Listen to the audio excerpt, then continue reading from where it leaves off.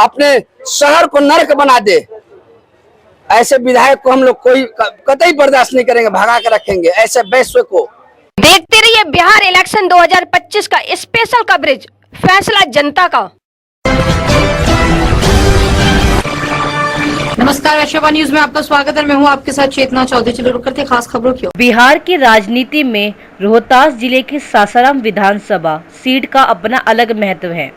ऐतिहासिक दृष्टि से यह सीट न केवल राजनीतिक रूप से अहम रही बल्कि सामाजिक और जातीय समीकरणों का केंद्र भी रही है। बीते वर्षों में यह सीट कई बार सियासी उलटफेरों की गवाह बनी है, जहां पर जातीय समीकरण, दलों की रणनीति और छवि मिलकर परिणाम को तय करते हैं। सासाराम सीट रोहतास जिले के शहरी और अर्ध शहरी इलाकों को मिलाकर बनी है।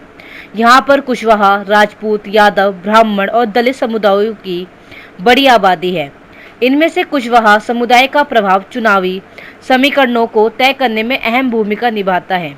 यही वजह है कि प्रमुख राजनीतिक दल इस सीट पर उम्मीदवार तय करते हैं और समय पर इस जातीय समीकरण को खास महत्व देते हैं। सासाराम में पिछले 3 दशकों से राष्ट्रीय Janata Dal (RJD), Bharatiya Janata party (BJP) और जनता दल यूनाइटेड (जेडीयू) के बीच कांटे की टक्कर रही है। कई बार इन दलों ने यहां जीत दर्ज की है तो कई बार चौंकाने वाले परिणाम सामने आए हैं। 2010, 2015 और 2020 के चुनावों में आरजेडी ने इस सीट पर दबदबा बनाए रखा है। 2020 में सासाराम सीट से आरजेडी के राजेश कुमार गुप्ता ने जेडीयू के अशोक कुमार को हराकर जीत हासिल की।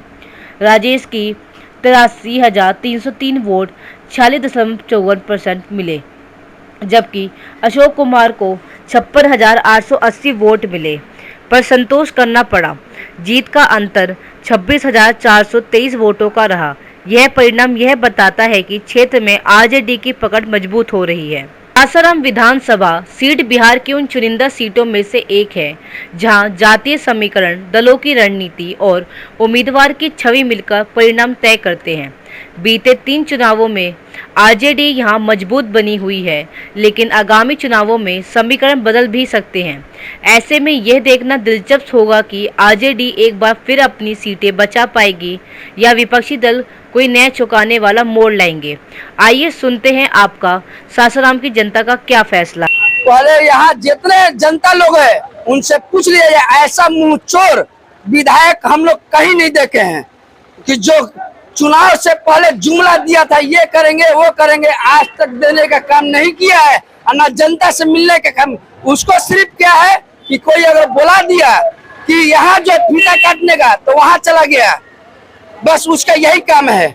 और ऐसा विधायक निकम्मा वैश्य को नाम एकदम डुबो कर रख दिया यहाँ सासाराम में, और हम लोग ऐसा विधायक को बहिष्कार करते हैं और नहीं चाहते हैं ऐसा विधायक हमारे। ऐसे विधायक को यहाँ के जनता जूता मार के भगाने की काम करेगी। ऐसे विधायक को हम लोग नहीं लाइक करना चाहते हैं कि जो कि अपने शहर को नर्क बना दे, ऐसे विधायक को हम लोग कोई कतई बर्दाश्त नहीं करेंगे, भगा कर रखेंगे ऐसे वैश्य को। वैश्य का टिकट देख के आरजेडी वाले ने एक बहुत बड़ा ये किया था, मगर वैसा ये खर्रा आदमी नहीं निकला, छोटा आदमी निकला एकदम।